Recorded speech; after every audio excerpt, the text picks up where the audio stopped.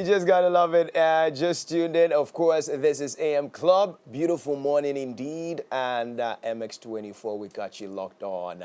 Time for us to get into our lifestyle daily conversation. And you do know every single Monday, we have to dive into some really amazing matters that are happening in this country. And for that matter, well, Mimi, why are you so rigid like that this morning? Why? Oh, rigid. You want to be a minister? Oh, I will Minister definitely serve Ghana at some point. Oh, really? Honorable Miriam Udwak-Mensah. Yes, No, at that time, I'm worrying. We couldn't do that. Me, I don't want any other. I don't want the post. Then will give me or anything. I don't work under you. Because you know I'm a loving, kind because you person. go chop your money. Because what budget to yes, because all right, so who do we have inside the studios? Welcome into the show again. If you're just joining us, you made it right choice. My name is Miriam Udwak-Mensah. We're delving into the conversation here, the Lifestyle Daily. Hey, a lot of things have been happening in government and, of course, in the country at large. We have two amazing gentlemen joining us for today. We have Sama Arnold Walter. He's Electoral Commissioner, UPSA SRC. Good morning, sir. Good morning. How you doing? I'm doing good. We also have joining us Julius Kwame Anthony. He's a social activist. Hi, Julius. Hi. Oh, you look like a politician. He's giving me a sense of vibe. In fact, they all look like politicians already. He's giving me calm, cool, collected. We've got this. Anyways, welcome, gentlemen, onto the show. Thank you very much. A lot of happenings in the space. We've seen massive changes, especially in government. And some people are excited. Others are saying that, why this time? Why now? And so I want to start with you as an electoral commissioner in your capacity. Do you believe that this time of the reshuffling is important, or they could have just done without it? Yes. Okay, so thank you very much. Good morning to your cherished viewers and listeners. I would like to correct the pronunciation of my name. It's Siame. Siame. What did I say? I couldn't really get it properly. Okay, I'm sure I was familiar with it because name's Diane. Sorry, Siame. And good morning to the Vice Chancellor of the University of Professional Studies, and a special greetings to my dad, Paul Siame, who is the Chief Director for the Ministry of Food and Agriculture. Okay. All right. So, I'm not here to be for or against the reshuffling that has been done currently. I mean, the Ghanaians or the citizens of Ghana has been calling for it for quite a while now. But then the president has deemed it fit that this is the right time for us to have a reshuffle. I mean, the excuses that was being made by the president then was that some of the ministers, especially when it comes to the finance minister, was playing a lead role when it comes to the negotiation of the IMF deal with the country director for the IMF. But then I feel if he was playing a lead role then, I think the other ministries too, some of the other ministries was also not performing that quite well. So if that was the case, then why did we not have a reshuffle of other ministries? Then, as of now that he's having this reshuffle now, we could have a reshuffle of the ministers that the president claimed or said that they were handling the main or they were the lead role in some of the negotiations or they playing lead role in some of the affairs of the ministries. I feel that moment we could have a reshuffle then, but then hey, the president says this is the time for us to have a reshuffle. Who am I to say that? Yes, because but it's in the right of a Ghanaian to understand the basis for conversations like this. However, your point is very well noted. Gentlemen, what do you make of this reshuffling? Well, for me, I think it has no economic value, if you look at it.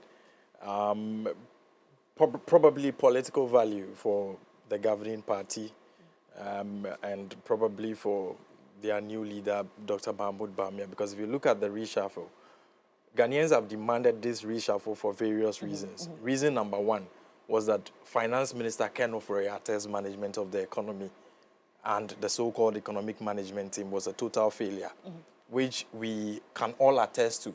Inflation at 3 decades high last year, 49.9%. This year is hovering around 24% as we speak. Ghanaians demanded that these changes should be made at that time, and the president was adamant. I mean, part of his reasons are what my brother rightly stated. He was in an interview during his tour of Ashanti region and stated that he sees nothing wrong with the performance of his ministers, and he is not willing to reshuffle them. He stated it. It's on record. Then people keep asking for this whole time. And it was, two things we were asking for: the size of government and the reshuffle. And the reasons are because the more you keep people at a particular place for a long time, it breeds corruption and effectiveness dwindles. Because the people become accustomed to having the space, they don't feel any threat to their being in that office. They are comfortable. They don't feel that they can be reassigned. And if the president goes about saying that they are doing well when we, the people they are serving, are clear in our minds that they are not performing, then the people become encouraged to keep performing the way they are performing, which we are not satisfied with. Then you have just 9 months to exit office, and then you reassign. And it has been observed by members of this government. Former chairman of the MPP, Freddie Blee, observed that it is a waste of our time. It's not adding any economic value. Mr. Kojo Mpienim also rightly attested that it has no economic value. But you would observe a certain pattern. The appointments, the new people who have been introduced into the ministries are persons who won their primaries, and all those who lost their primaries have been removed. The only conclusion politically is that it is to enable their re-election. So it's a political consideration and not an economic consideration or a governance consideration. It is to enable their re-election, prop them up with new ministerial appointments to enable them to win their elections. Look at health ministry, for example. The health minister was the one who signed the popular Sputnik deal, which cost us almost twice what it's supposed to cost. The whole country was outraged by that. The president insisted, kept him there. Then suddenly, Mr. Okoboy, I am happy when young people are appointed into government. So at least I could celebrate that.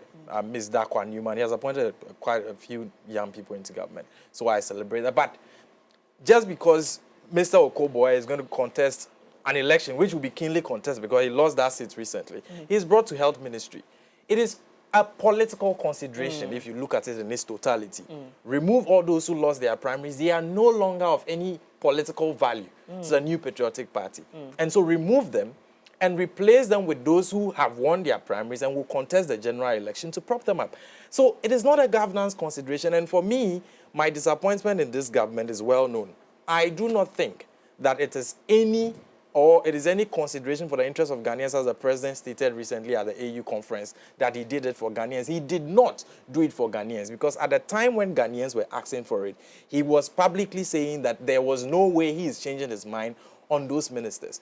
And if you look at what he did, there's a question as to what his intention is, because practice and convention has been that if a minister is reassigned from his ministry, say a substantive minister from Ministry of Information, for example, is moved to housing, you do not need to subject them to parliamentary approval. Article 78 of the Constitution is clear on how ministers are supposed to be appointed. You appoint them, majority must be from Parliament, and they are subject to approval of Parliament. Article 82A provides a basis for how a minister can be removed by revocation of the appointing authority. Now, what must be noted is that revocation of an appointment, however so minute, is revocation. If a person's appointment has been revoked by the appointing authority, that person ceases to hold that office instantly. Now, the president issued a communique first, saying that he has revoked the appointments of those people. That is revocation. It's final. It means that those people are no longer entitled to reassignment without subjecting to parliamentary approval under 78. Absolutely. And so what the president did is a revocation, and his own communique issued from his outfit says that it is a revocation. He has revoked the appointment of these people and say they have been now reappointed to different places. Is it to suggest that, for example, the Honorable Oppong Nkrumah has been reassigned from information to housing? Is it to suggest that he will be subjected to vetting under 78? That is the legal conclusion in my respectful opinion. Because if you revoke, however minute it is revocation. The person ceases to hold office. You cannot then argue that the person is a minister and you are moving him to a new ministry. It can even be 1 minute. Revocation is revocation.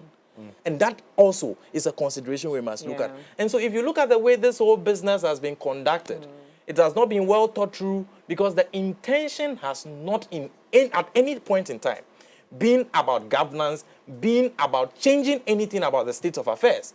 there has been no strategy as to what performance they want, what shift would achieve those performances. Or there have been no indicators set by them that this is what we want to achieve, and if we shift this person to this place, it would bring this result. No such consideration has been made. And that is why they made those mistakes in those processes. So I would expect that Parliament must insist on upholding the Constitution. Okay. The case of J.H. They have to go Mensah, through vetting. they have to. Okay. They have to. Parliament must insist on it. And for us who are, ardent followers of the Constitution and expect that it should be upheld, we would want to see the law tested on this matter. What would you do? And I wanted you to land on this conversation, but I'm just unable to control this one. What would you do if there's no vetting, but these people are pushed into positions immediately? What would it mean to the Ghanaian? It would mean that we are observing our Constitution in breach. And anytime we observe our Constitution in breach, we are encouraging anarchy. And for me, I have not minced words, especially under President Akufo-Addo. The lawlessness that has, been encouraged under his regime, it was under his regime where members of his party move into media houses and attack people for expressing views contrary to his and all those things. If such things should continue happening, then of course it would have eroded the so-called, constitutional and human rights credentials of the president. Of the president. And that's an argument that people have had because... he's not upholding, that so-called reputation that people claim he has built over some period. I think these would only further, lend credence to those who criticize him for not upholding the tenets of democracy. Okay. If he wants to uphold the tenets of democracy, then these ministers must be subjected to it. His mistake or whatever it is they did, revocation is revocation, however minute it is. Okay. Fantastic. Walter. Yeah. Now, as Justice rightly said, Julius, sorry. Because I said justice because of justice. Freedom and justice. That's what he's trying to say. So, Julius. Yeah. So, Julius has mentioned that this whole reshuffle looks more like a political strategy, all right? Moving, bringing in the new ones into the power or into that space. Yeah. Now, with those who have been reshuffled, you get it, to another discipline, do you think that they would be able to sustain that office within the shortest possible time? Because we don't have time. Okay. You get it. Yeah, as Ghanaians, we don't have time. I'm not talking as, the government itself. I'm talking about Ghanaians itself. We don't have time. We definitely have 2024 for a re-elections. You get it. Yeah. But this is a space like just about 9 months. Those have been reshuffled into another different space. Would they be able to deliver? Okay, thank you for the question. First of all, when this government was sworn in 2017, that is 7th of January, their main flagship program or initiative policy was the free SHS. And I want to ask that how many months did it take for the ruling government to implement this policy?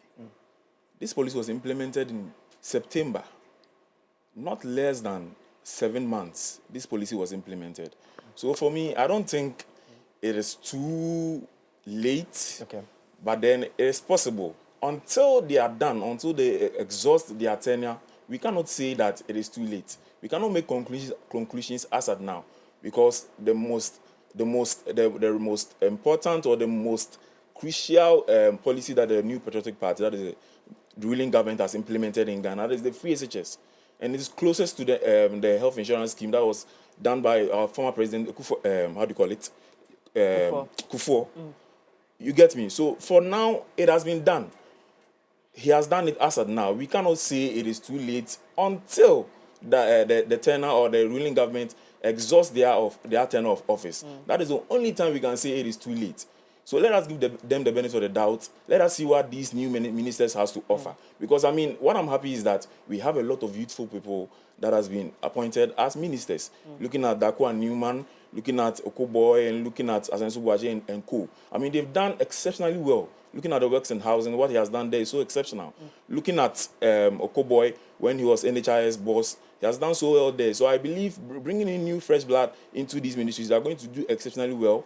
until they are done with it, we cannot sit here as Ghanaians and say that, oh no, it is too late, and that. Yes, that is their view. Let the politicians have their. I mean, they are the new that is NDC as of now. They are the opposition party. When these things happen, you don't expect them to sit down and say, hey, but Akufo-Addo has done well. Is not MPP. Akufo-Addo has done well. Chairman Freddie Blay is not an NDC. Those people are not NDC. That's fine, so, but then you can't see. No, but if you make it an NDC opinion, my biggest conversation really will be about this. About this reshuffling is if Asenso Boachin did so well in Western housing, and I can understand how you did amazing in this capacity. So go here and go and do more. But you don't. But you have less than limited time. That's why I asked. That's why I asked. Exactly. Would they be able to deliver? For me personally, this is my view. I'm not here to play politics or do politics with anyone. But I feel if Akufo-Addo and his government was able to implement free SHS in not more than 8 months, a huge policy like this that has impacted a lot of Ghanaians in this country. And your statistics backing this conversation will be that. How well do they do in your statistics that you understand the free SHS has worked? What do you think they did so extraordinary about this thing that? I mean, looking at the number of people or students that were participating or that were able to even enter the senior high school in the first place, 80,000 compared to now, compared to before, it's exceptional. The numbers are quite encouraging. I mean, I didn't benefit from free SHS, but then looking at my how do you call it? My siblings who have benefited, I feel it is so encouraging. Look at, I mean, a normal or a simple farmer who doesn't have enough to pay for school fees now has been given the opportunity that, look, free SHS is now free. You don't have to pay a dime. Right. Just make sure that you get your provisions and everything to your son or your money. daughter. So I'll come back to that. So before there's an increase of 60,000 more students who are back in school because of free SHS. Exactly. Granted, now there is also the conversation of feeding issues. There's a conversation of transportation issue. There's an accommodation issue. And at some point, I do remember that the e-blogs came into the conversation of being completed. In fact, as of today, Kofi Asare, the director of African Education Watch, posted on his Facebook page. I can provide it for you. It was less than 2 hours ago when he posted on his Facebook page that as of today, schools are still running double track. Double track. Even in very popular schools as Wegehe. Absolutely. Students are sleeping on the floor. You see, implementation of policy is not a matter of rolling it out, begin. I was a student of public administration. Policy implementation, there is the policy trust stage where you make a test to see if this will be successful. Then there is the implementation stage. When you implement, there's a review stage to do an assessment of how the policy has been successful and all those things. That is policy implementation. It's been 7 years. And do you know what the review is? The independent opinions which are being expressed by African Education Watch and all those things are telling us that the policy's implementation, one, was rushed. Its successes, as you claim, it's not only a numbers game. And this is why, let me diagnose it for him. If you want to play numbers game, what you have to look at is the demographic of the population. What is the demographic of Ghana as of today? What is the total population of people who are within the bracket of school going age? How has that increased? And if that increase happens, what is the corresponding number of people who are typically in SHS? If you do that mathematics, the conclusion will be clear that whether or not free SHS happens, if the population demographic progresses this way, this number of people would end up in SHS. So it is not only a matter of saying that this total number of people are in SHS, it means automatically free SHS is successful. That, in my respectful opinion, is lame. That is not how we analyze policy. And if you are analyzing policy on the basis of just the numbers without telling us, as of now, free SHS and its improvement on the quality of the lives of the students who are attending it. Why should I go to Wesley Girls, or why should my daughter go to Wesley Girls and be sleeping on the floor simply because you said you have implemented free SHS? And what is the reason? The reason is that they cannot fit in.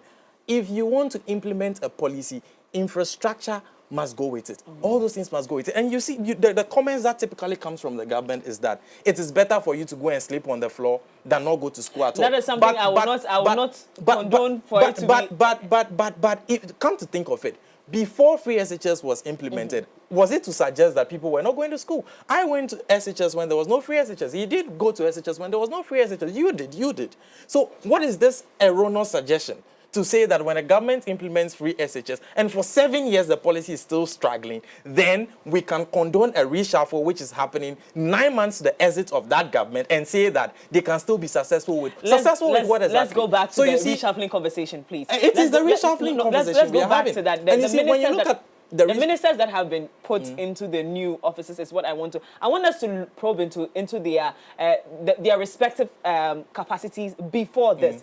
Sure. Let's start with Kojo Oponkroma from the Ministry of Information.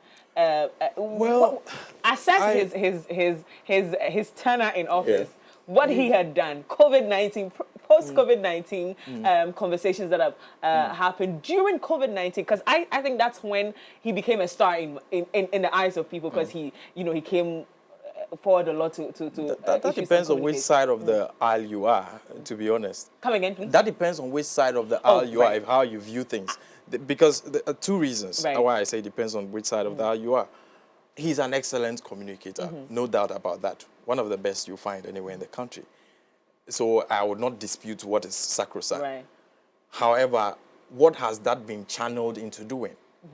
It has been channeled into repackaging a mess to the people of Ghana, where when things are bad, and we can all clearly see they are bad, he channels his communication skills, which I say are, undoubtedly good, into trying to whitewash what we can all see is a bad situation. For example, during COVID-19, the Honorable Kojo Oponkroma was one of the people who led government's initiatives and promises of free water, free electricity, and all these things at the Ministry of Information.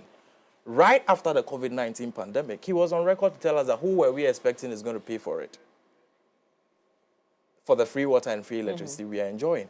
And so if these are the metrics about how best he's able to whitewash the government and sell them to the people of Ghana, then he did good.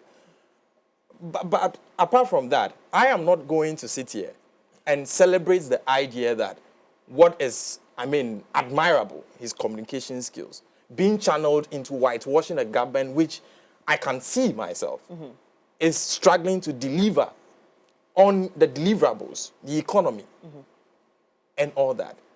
I'm not going to celebrate that. However, as I said, it depends on which side of the aisle you are. For a person in the government or a sympathizer of the government, of course, Honorable Kojo Oponkroma will be rated as excellent. If I was an MP, he's an excellent communicator. For you, it's communication that wasn't. For me, it is channeling a skill which is undoubtedly good into what I would respectfully describe as a dishonest enterprise. Julius, what would have been your expectations of him in that capacity? The Honorable Kojo Oponkroma, as a journalist, was very critical of government, keeping them on their toes, and demanding from them, what the citizens of Ghana expect of them. As Minister for Information, I see almost the contrary, where he whitewashes those situations for us.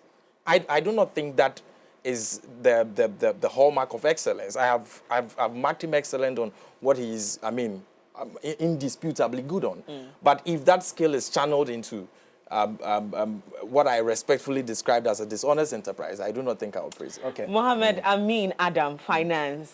I was just getting into that because that was the major at the time that you spoke of where Ghanaians were ranting and a majority were saying that we need the Minister of Finance to be removed and then we need a new person.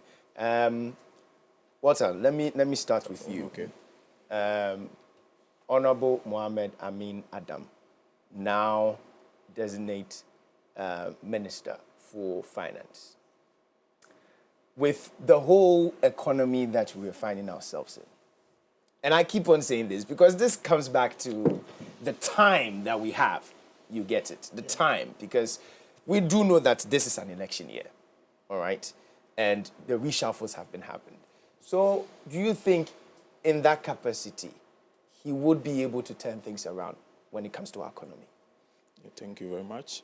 And with the issue of Honorable Amin Mohammed, we all know the background of Amin Mohammed. He was the former Minister of State for Ministry of Finance and former Deputy Energy Minister, and he did exceptionally well when he was there. Now, as I said earlier in my previous submission, I personally felt that the reshuffling or the Minister of Finance then, that is Oforiatta, should have been sacked, because it was clear that the normal Ghanaian or the ordinary citizen, and that's who I'm here to speak for, I'm not here to do any politics whatsoever, complaining that when you come to the base of this country, people are suffering. The prices of goods and services hiking up. And when it comes to issues of monetary and fiscal policies, we talk about the central bank and the Ministry of Finance. They are the ones that are mainly in charge of these things. And here lies the case, these things were not going on so well for the country. So if the people were calling for it then, I felt it was supposed to be done.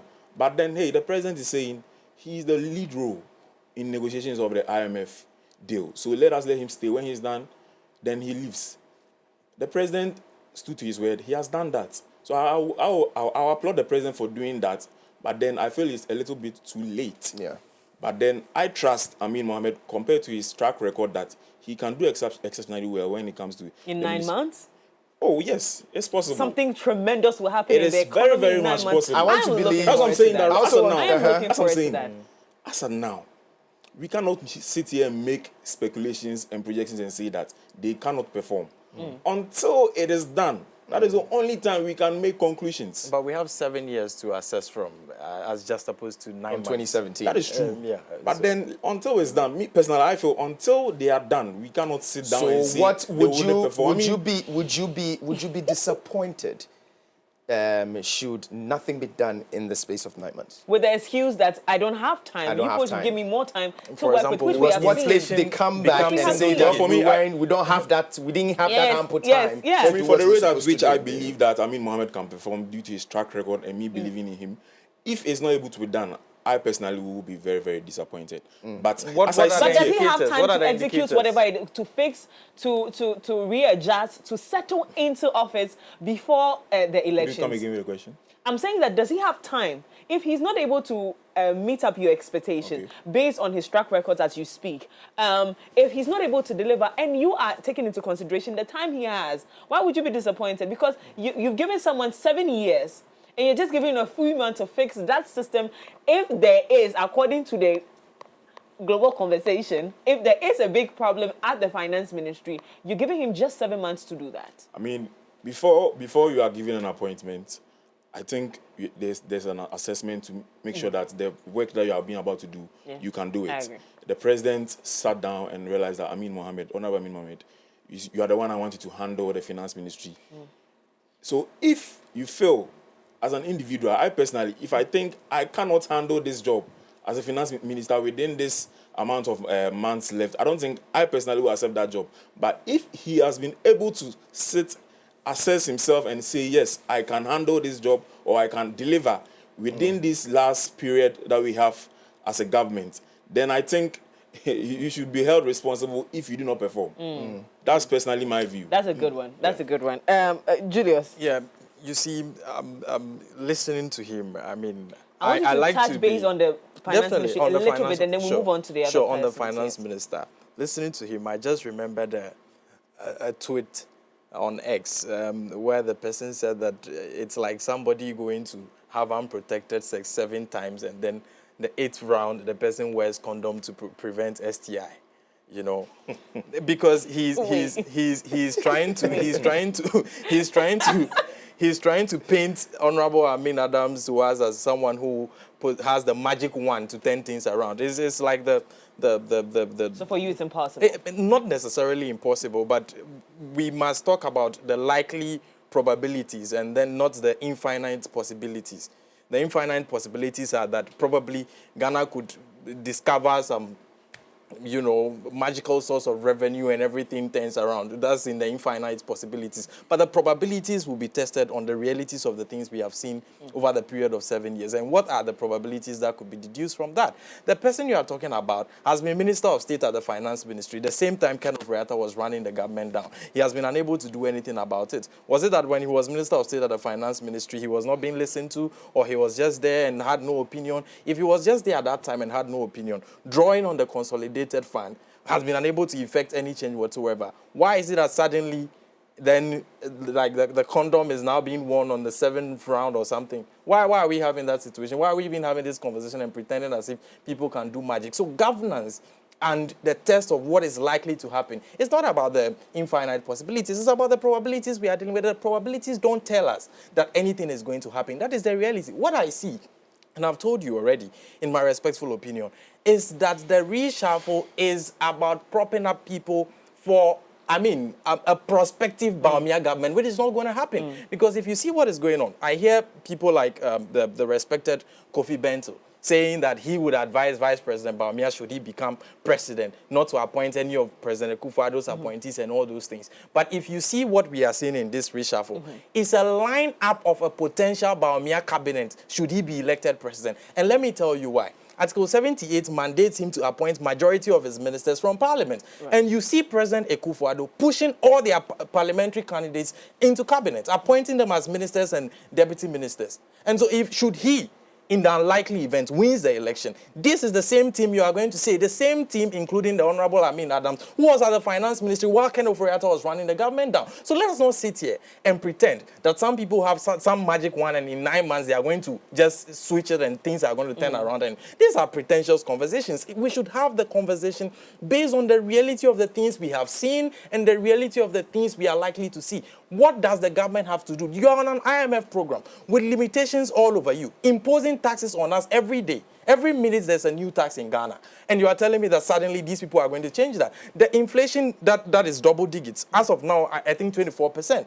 He should tell us per what indicators he's going to judge that they are going to perform. Is he telling me now to believe that some way, somehow, Honorable Amin Adams taking over from Ken Ofori-Atta, I'm going to have single-digit inflation next month? Is that what he's trying to tell me? If that is not what he's trying to tell me, then let's stop the pretentious conversation and be saying that someone who is pointing to the reality is the one doing politics and you are not. If you are not doing politics, point us to the realities of the things. Tell us the indicators you are seeing that they are going to suddenly change under his hands. Show us the indicators. You are not showing us the indicators. You are telling me that you feel that unless it is ended, we are not going to run the government of Ghana based on people's feelings and their, it is not done that way. It is done on the realities of the things that people have done over a period and the things they are likely to do. That is how you measure Would performance. you like to batches that, or we should move on to the other? Performance. So this story about, listen, I don't buy it. You like peace. I told you you're giving me a sensible answer, right? You like peace. You don't like violence. Anyway, so I believe that, Julius, if in the most likely event we have a vetting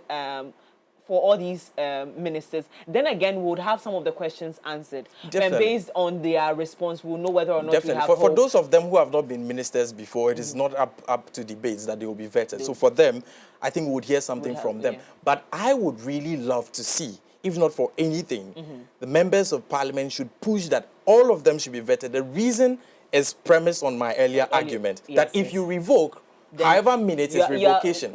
And if you reappoint, you are appointing a new person. Absolutely. If you argue that it is not a reappointment, then former ministers can claim that any time they are appointed, they will not go to vetting, which is not the case. This is a ministry I'm passionate about, so I'm going to go there before Jay. You come in. Dokia Newman, gender, children, and social protection.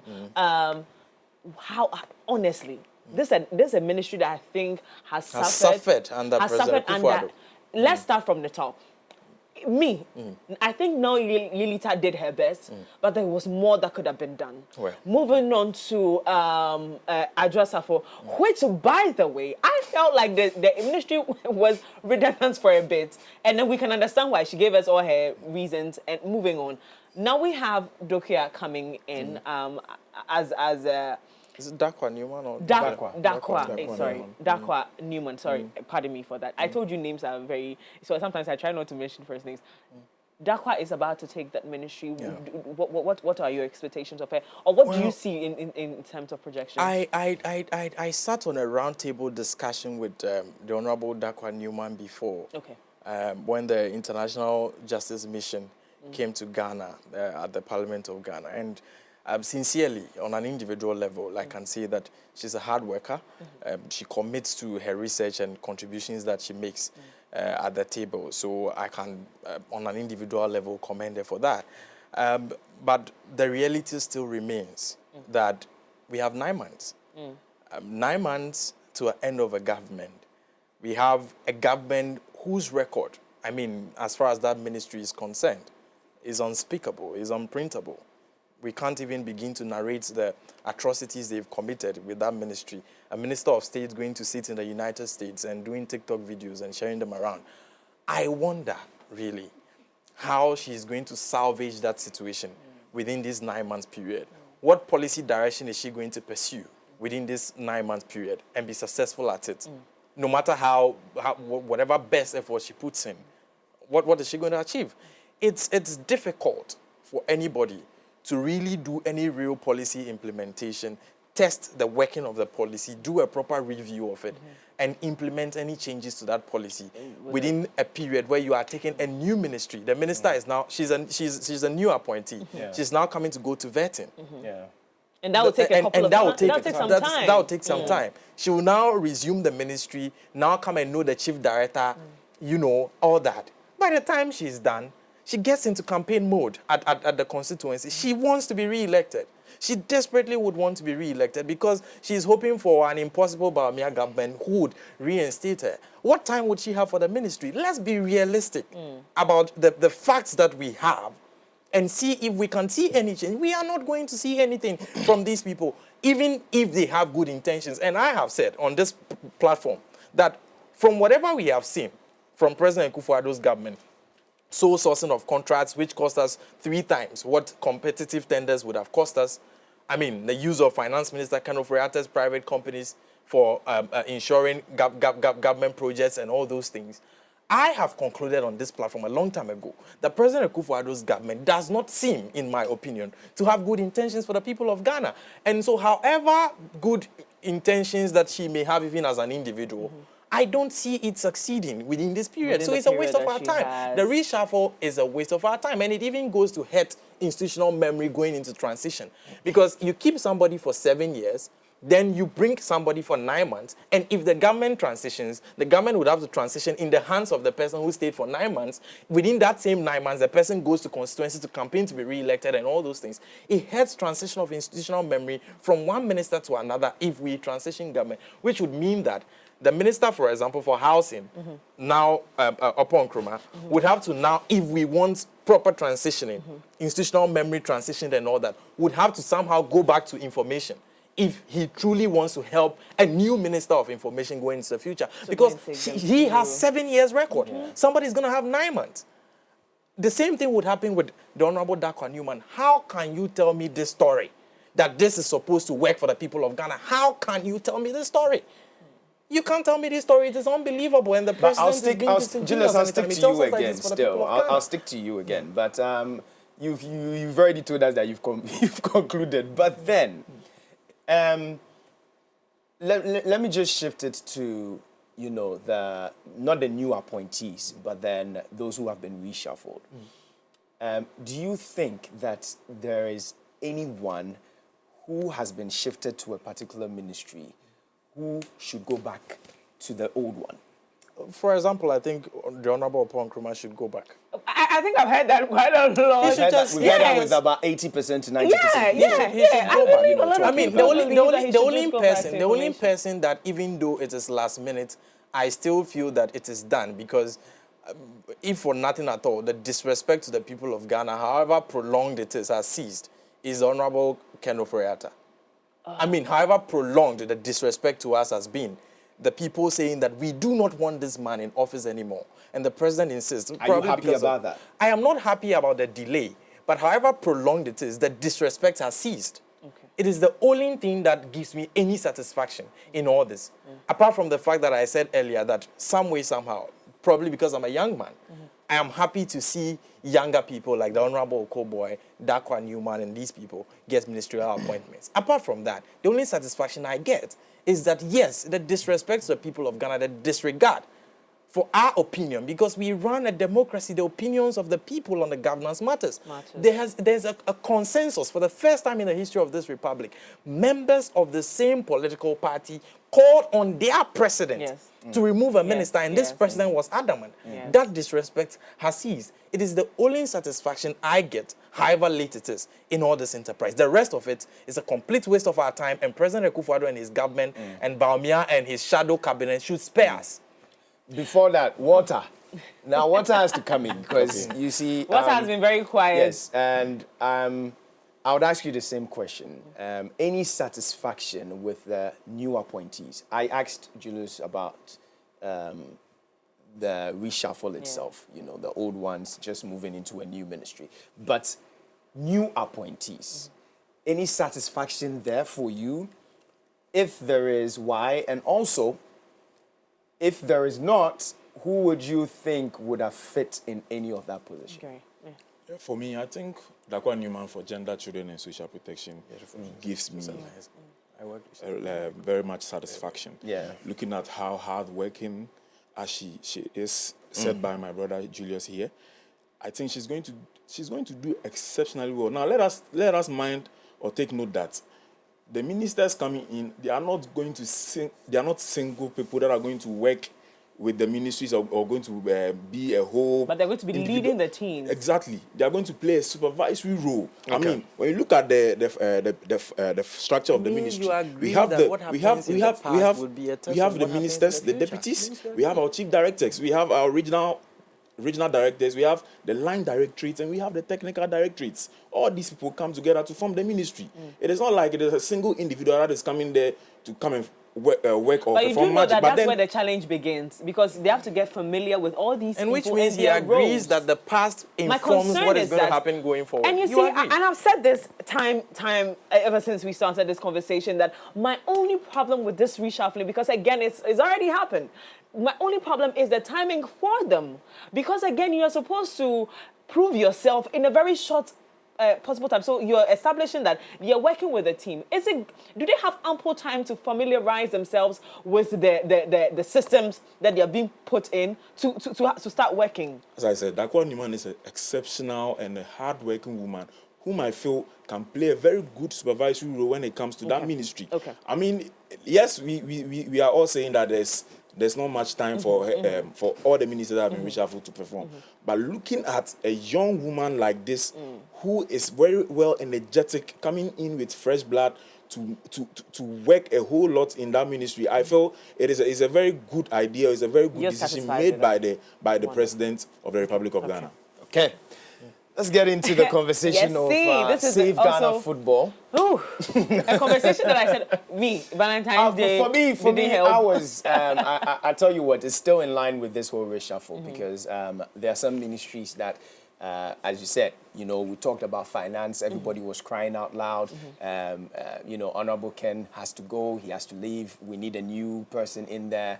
Now, I think in the field of sports, right, even before AFCON, there was that cry as well. After AFCON, we weren't able to, you know, perform well. And there is the cry, Save Ghana football, everybody is talking. I want to start with Julius. Yeah. The demonstration wasn't necessary in the first place. I think it is. I would want to state that Ghanaians are very emotionally attached to our football. Both the domestic league and, more importantly, the national team. And so if consistently we have our hearts broken, I mean, the previous tournament, we were eliminated in the group stage. This one, we are eliminated in the group stage. World Cup, not a proper show, and all that. You would expect that people will begin to protest, especially if there is the, the perception of some canker within the FA, which is the cause of the problems we are having. People suggesting that people are not being picked for the national team based on merit, that some of the FA members have vested interest in some of the players, and making them represent the national team as being inimical to our progress as a nation. I think that these things would happen. We have accusations of members of the FA of not properly channeling, FIFA sponsorships into the needed projects that would grow the team and all those things. The demonstrations are definitely warranted. My problem, however, is that to what extent do we want, for example, government intervention in football? I mean, the perception has been there that FIFA does not want government involvement in football. Whereas that is not necessarily true. It has served its purpose. In the 70s, for example, because of military takeovers and all that, it is not expected that football be affected by such interruptions in government. And so there's those rules to prevent governments from intervening. But as things are currently, especially looking at Africa's peculiar situation, there are rules that enable the government to intervene, especially to ensure accountability within the FA. And I think all we need to do is to accede to those agreements and then bring some order to our football. It is the way to go. And I think the demonstrations are completely warranted. If we think that the FA is not doing its job, then we must actually force them to do their jobs. My problem also is that the whole fuss about players with international repute necessarily being the ones to represent us in our competitions. I wouldn't claim to be an expert in football. However, for every team to work together, football teams are like any other team, however technical that may be. But teams need bonding, teams need appreciation of the special skills of every individual. And they would need to leverage on those skills. They would need some level of connectivity to be able to deliver an ultimate result. If you put people together who have not worked together in any way, simply because if you see them in other teams where there is synergy, they deliver on the job, and you feel you can just bring them here and they are going to deliver, I do not think any team can work that way. Football teams even more so. That is why we have situations where you bring Inaki Williams, he comes here, he's unable to deliver, he goes back to his club a few hours later and he's scoring goals. Andre Ayew goes back, same things happening and all, and you ask yourself, okay, is it that they don't love the national team? It cannot be so.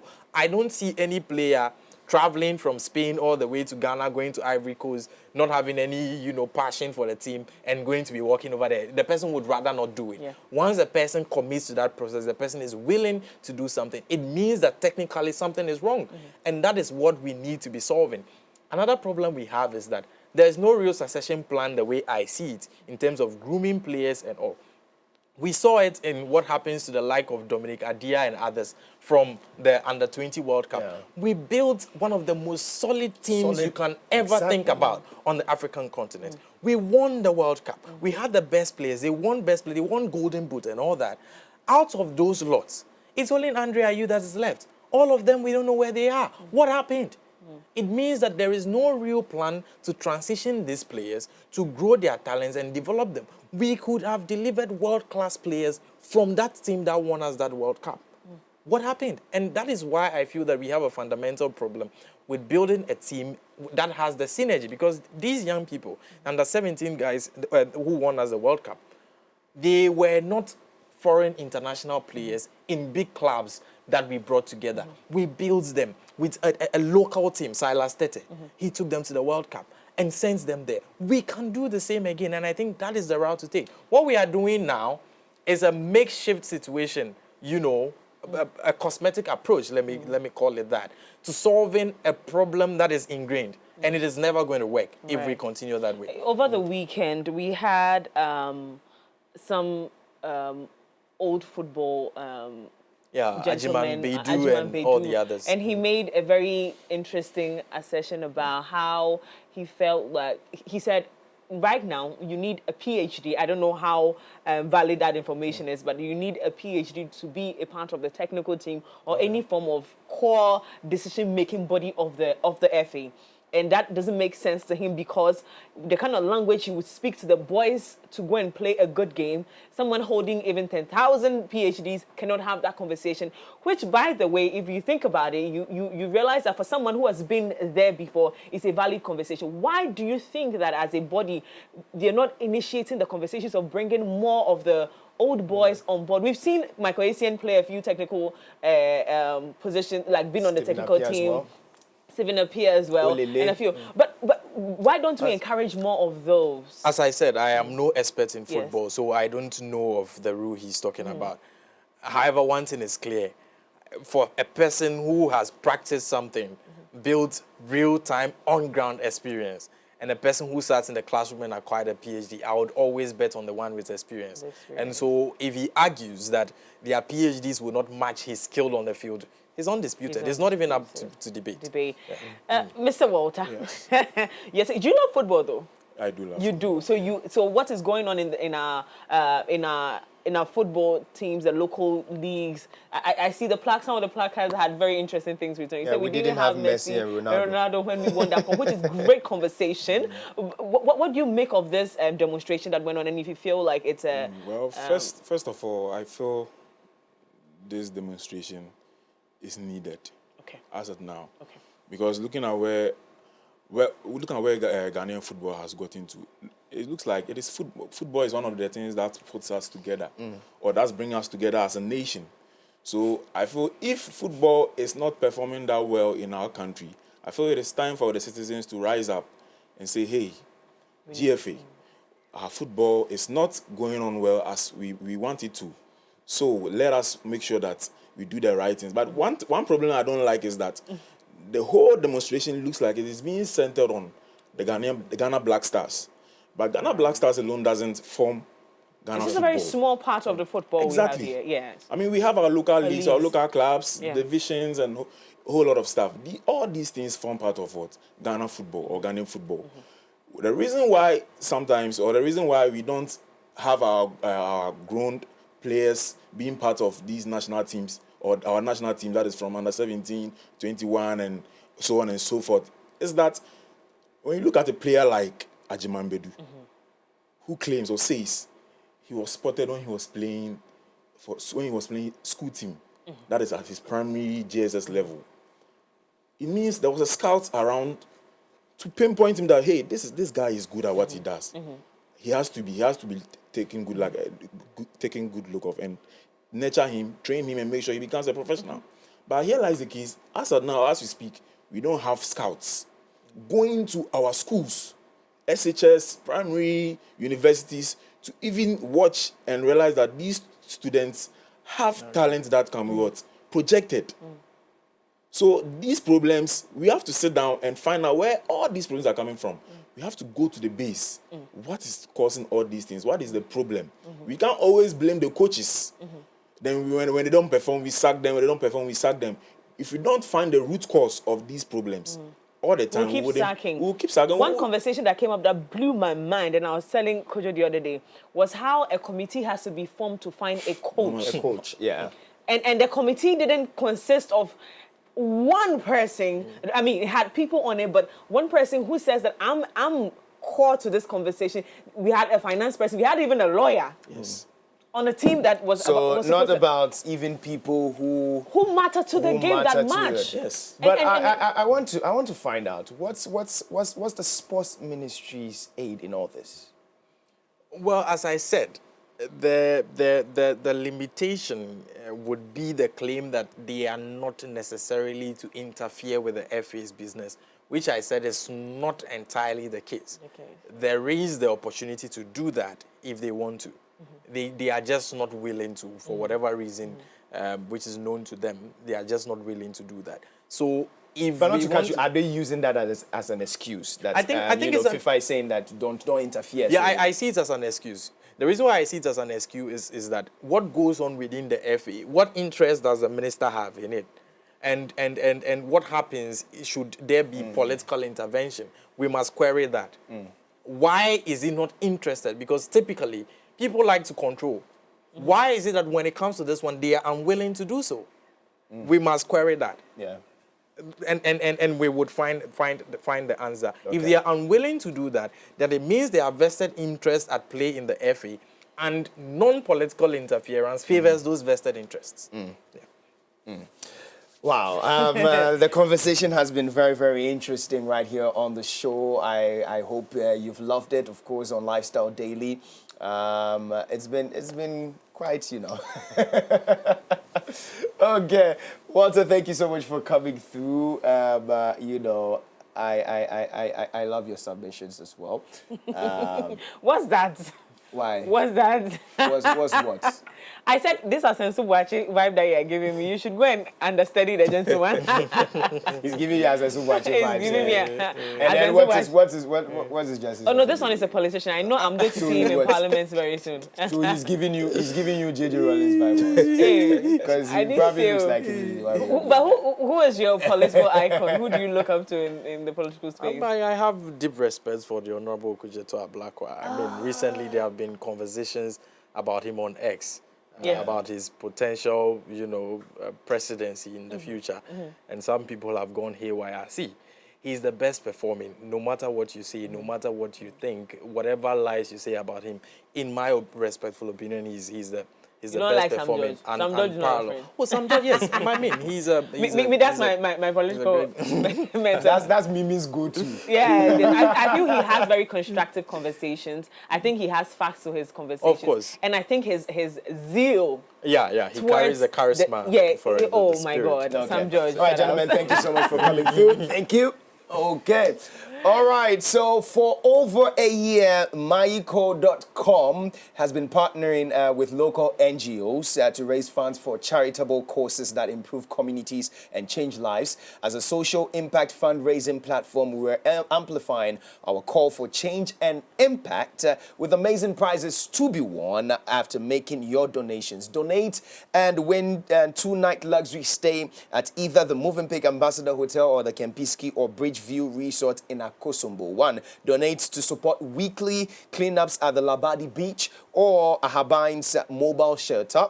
2. Donate to renovate the NICU and maternity wards at Vapo Medical Center. Number 3. Donate to help renovate the Cornerstone Primary School. And number 4. Donate to the Afrofuture Scholarship Fund or to renovate Anyenya JHS. Go ahead and visit maiko.com and follow the easy steps to donate for your chance to win our prizes. Maiko, empowering society to dream big. This promo is regulated by the NLA on the Caritas Lottery platform. Terms and conditions definitely apply. So, gentlemen, do that for us. Also, how can we find you and enjoy some of your conversations you have about the political space? How do we get you on social media, sir? On Twitter, I'm at Father Anthony. Now X. Yeah, now X. I'm at Father Anthony. Father Anthony. Yeah. Hey, Ends with I, not one. Father Anthony. Is that the only platform you're on? On Facebook, to the same thing. At Father Anthony, you find me. On TikTok, at Father_Anthony. You find me. I'm wondering what you're doing on TikTok. What are you doing over there? I'm on TikTok where you will see what I'll go and check you out. On social media sites, it's Siame Anno Walter. Okay. So you can find me there. I told you, this guy, he's a proper minister of something. You should watch out for him. Thank you, gentlemen, for coming through. This has been a great conversation here on MX24's AM Club. I've been super excited that you joined us. Let's do this again very soon, which is tomorrow. My name is Miriam Udua Kamenta. My name is Kojo Dasabre. When we're off camera, make sure you join us on our socials, MX24GH, across all platforms. And we'll be right back at 7 a.m. to 10 a.m. tomorrow, once again to serve you nothing but the very best right here on the AM Club. Yeah, we know you got your Jesus on, and we got our Jesus on too as well. We'll leave you in the hands of Kim's Kid. It's bye-bye for now.